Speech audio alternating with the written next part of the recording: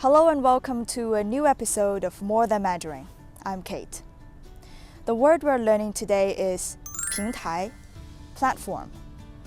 平 means flat. In the context of a platform, it suggests a flat or level surface, which is often what a platform is in the physical sense. 台 can mean platform, stage, or terrace. It's often used in the context of physical structures on which people stand or perform, like a stage or a podium.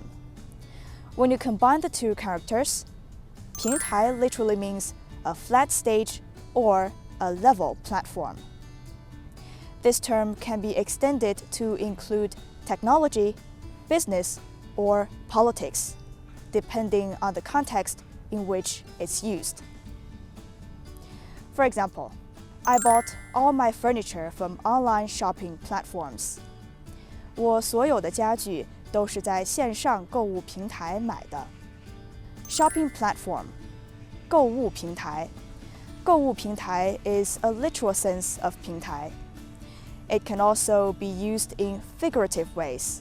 The CRIE has become a platform for China's high standard opening up. 进博会已经成为中国推动高水平开放的平台。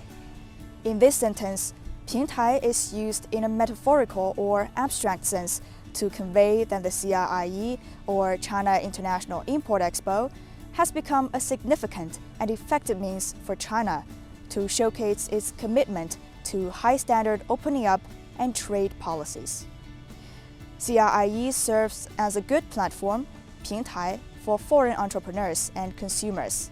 CRIE offers a platform, 平台, where companies can showcase their products or services to a larger and more diverse audience as potential customers and partners in China.